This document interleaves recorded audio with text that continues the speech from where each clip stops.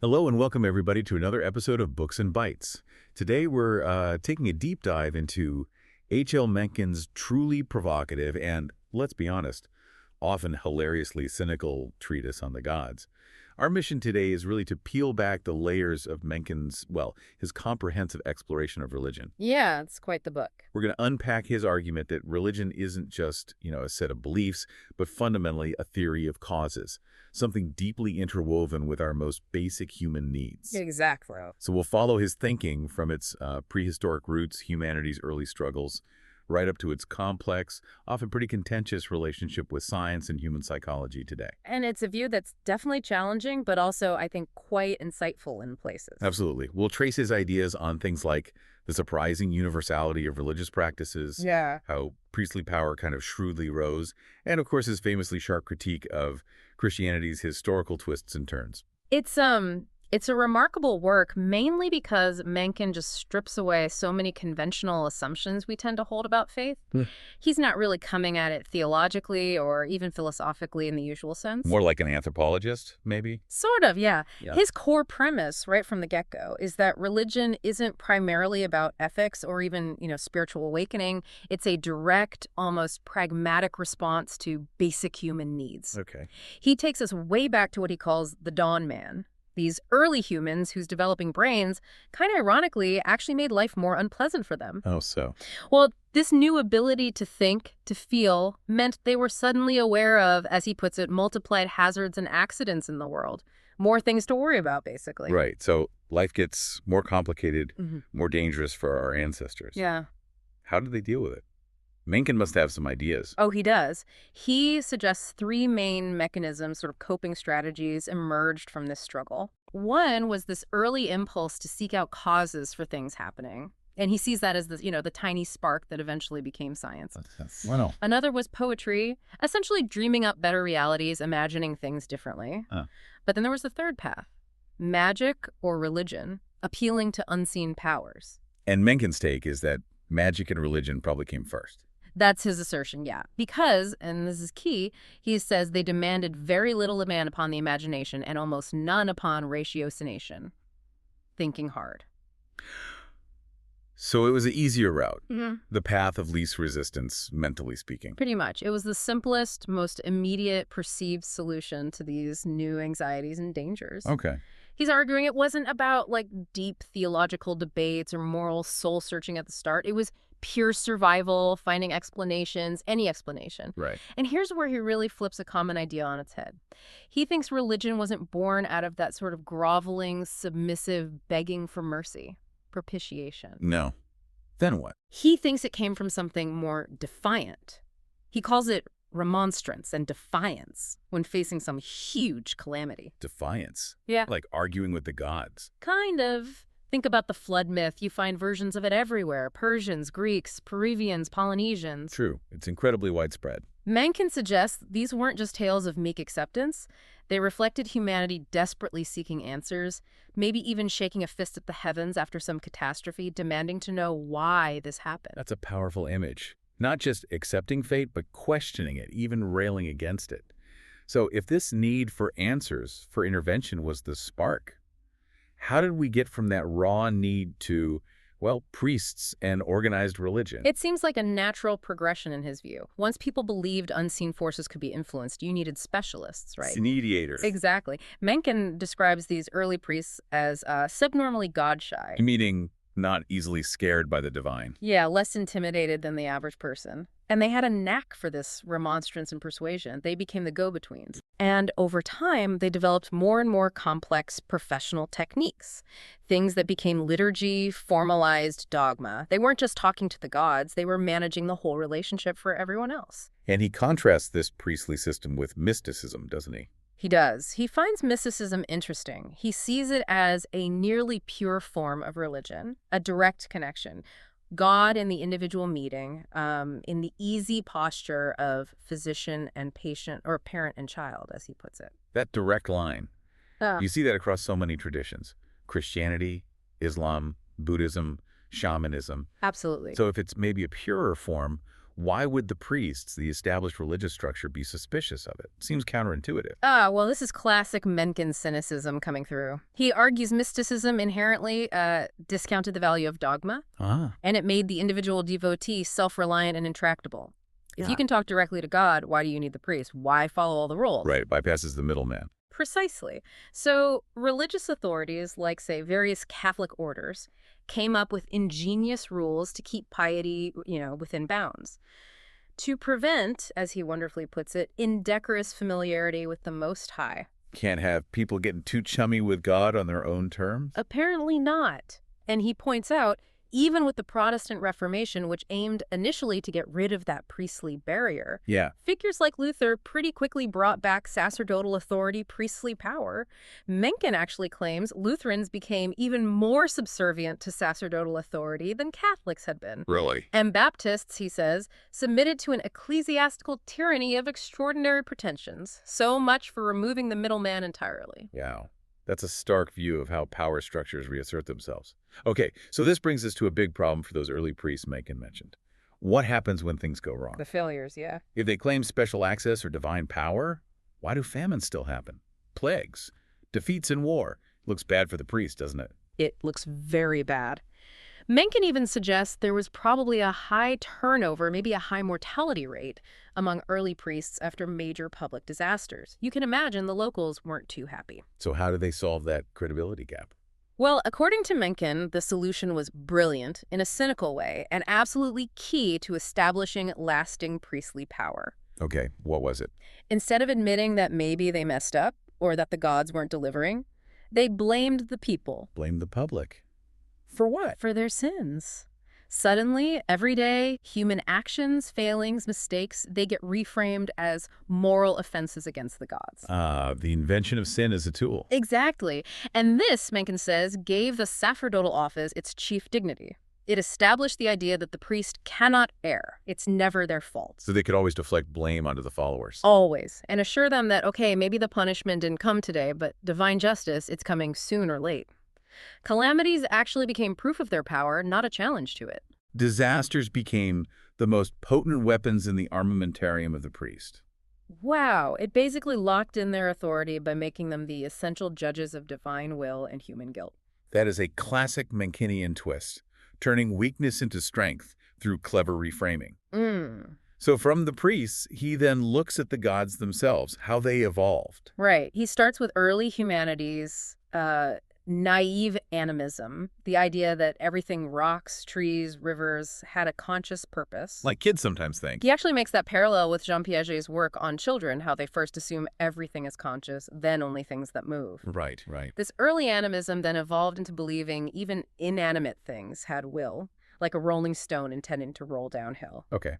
From there, the idea of the soul, an immortal, enduring entity, that was a later development, he argues. Quite different from earlier ideas about temporary ghosts or maybe transferable psyches. So immortality wasn't the default assumption. Not according to Mencken or the psychologist Luba, whom he cites.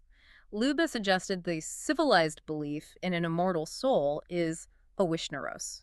A what? A belief born purely out of desire, wishful thinking, not evidence. A child of the craving for rationality because life seems so unjust and meaningless otherwise. So we invented an immortal soul to make sense of suffering. That's the argument. And primitive prayers, he notes, weren't about asking for eternal life or admiring God. They were much more practical. Like what? Like asking for immediate favors, mainly of a homely and highly material character. Things like literally more blackberries or fewer mosquitoes. Or even a dead wife coming back, you mentioned. Yes, that's one of his examples. Very direct, very material needs. And the nature of these gods, were they always benevolent? Oh, not at all. Initially, he says, gods were often seen as satanic or malevolent. You had to appease them, bribe them with sacrifices to leave you alone, or grant favors. Okay. But as societies got more complex, the gods multiplied. They took on more distinct personalities, often human-like or animal-like features. He has some great descriptions here. He does. The Old Testament, Yahweh as a lion, the devil as a serpent. Then his more satirical ones, the Episcopal God as an elderly British peer. Or the Baptist God as amphibious. Those really show off his style, don't they? They do. And beyond these specific images, he talks about broader archetypes emerging too. Yes, like the Earth Mother figure makes sense, right? Arising from agriculture, women's role in farming, she becomes a top-tier divinity, Gaia, Ninlil, Freya. He even suggests maybe the Virgin Mary fits this pattern. Interesting. And the sun god. Also huge. A primeval cult often linked to kingship. Horus, Re, Shamash, Mithras, different names, similar concept across cultures. So you end up with this explosion of deities. Thousands sometimes, he says. Yeah, among peoples like the Celts and Romans, the pantheons could get enormous.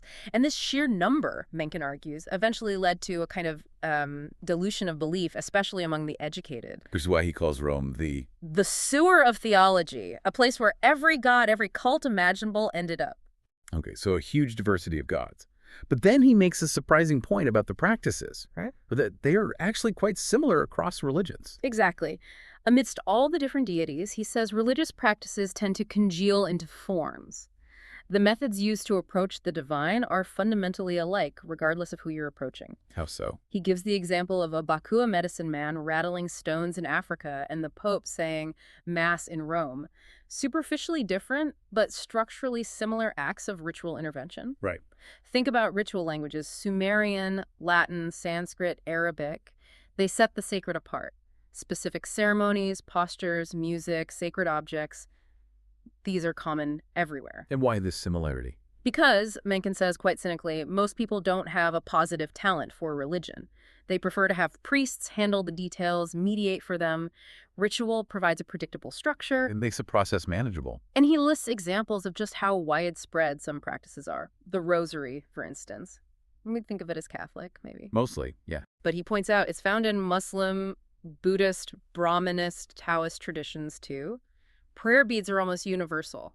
Wow, okay. Same with the cross symbol, communion rituals, baptism, confession. The Spanish were apparently shocked to find versions of these among the Aztecs. Things they thought were uniquely Christian. Exactly. Even basic things like fasting, purification rituals, using incense. They have ancient, widespread parallels across totally separate cultures. It does make you think about whether these are fundamental human psychological expressions rather than specific divine commands. That's certainly the direction Mencken pushes you. And he dives deep into one particular example, the Christian Eucharist. Communion. The core idea, he says, is God-eating, theophagy. And it's not unique at all. Where else do we see it?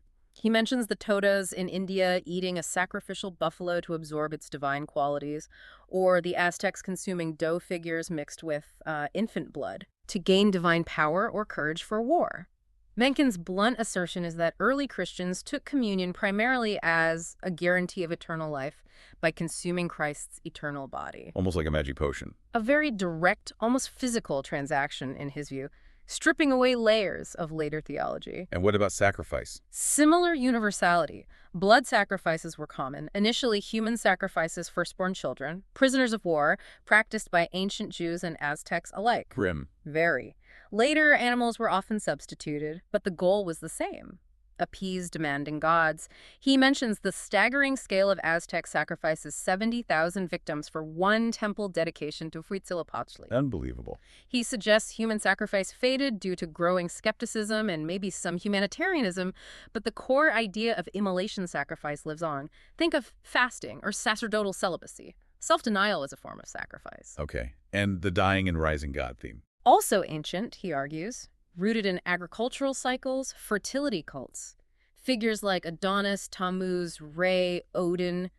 These narratives of death and resurrection predate Christian theology significantly. So he sees Christianity borrowing heavily from existing pagan or ancient traditions. Very much so. Which leads him to his critique of Christianity's specific forms, starting with the New Testament itself.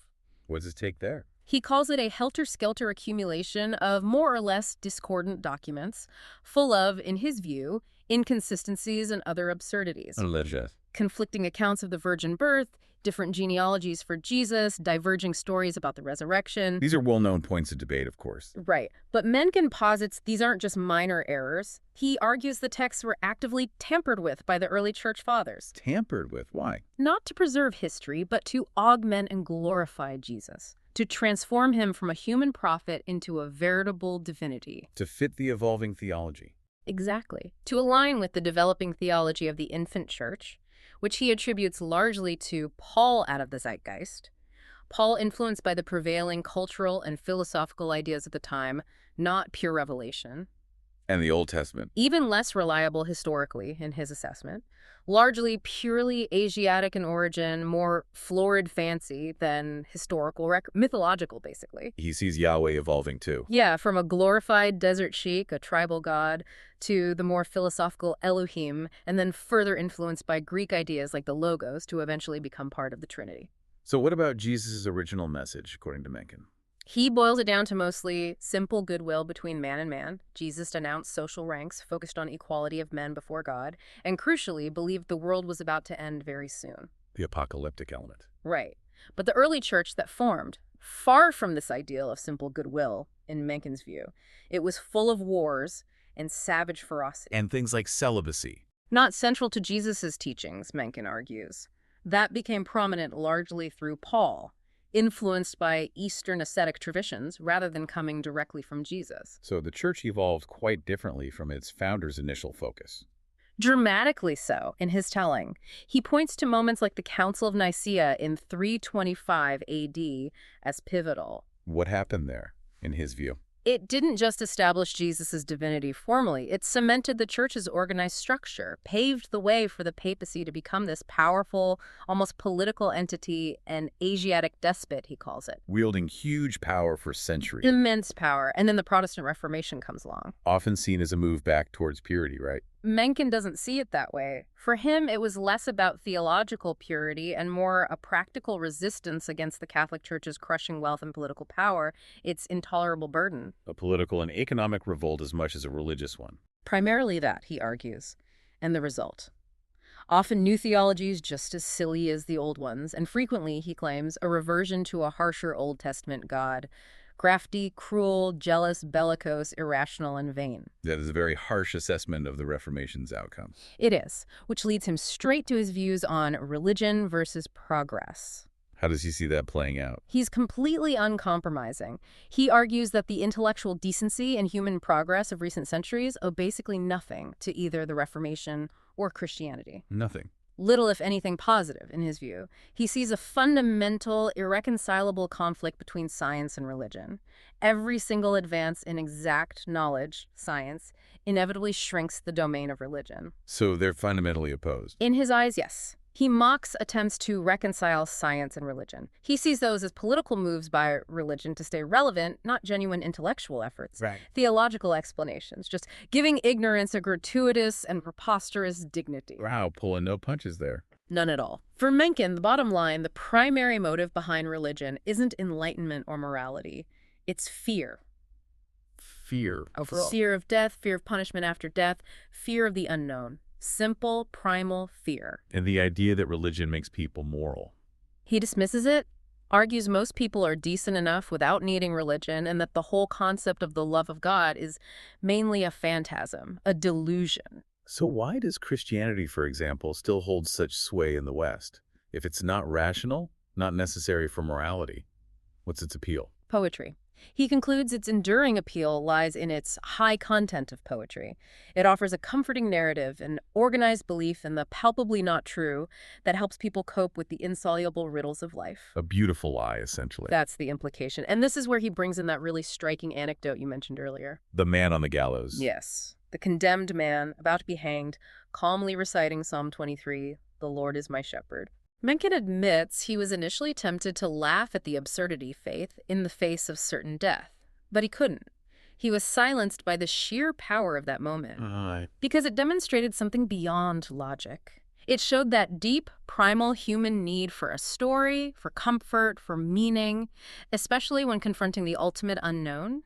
It's about narrative, consolation, not necessarily truth. A testament to how much we rely on the stories we tell ourselves. Exactly. And that anecdote really sets up his final thought, which is maybe his most challenging. What's that? He suggests that as humanity keeps gaining more and more knowledge, which he equates directly with courage than religion, this machine for scaring people, as he sees it, will inevitably fail and break down. Knowledge replaces fear, essentially. That's his prediction, or maybe his hope.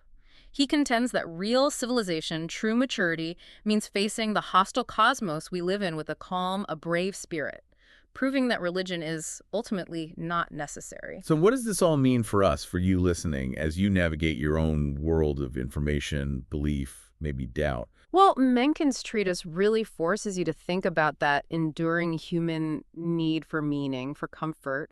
How have those needs shaped everything from our earliest myths to our social structures, even how we think about truth itself? Yeah, his insights into how religious power evolves, those surprising similarities between different faiths, that constant tension he highlights between faith and reason. It's a compelling perspective, even if it is often deeply cynical. It really makes you ponder the psychological roots of belief, doesn't it? How belief can persist, even feel essential, when faced with facts or logic that seem to contradict it. Maybe, like that man on the gallows showed Mencken, the power of faith isn't always about logic. Maybe it's tapping into something much deeper, that primal need for a narrative, for consolation, when we face the biggest questions, the ultimate unknown. It's definitely a reminder of how profoundly our minds are shaped by the stories we embrace, a sign perhaps that, as Mencken memorably puts it near the end, we are yet much nearer to the ape than to the cherubim. A provocative thought to end on. Thank you for joining us for this deep dive into Mencken's treatise on the gods.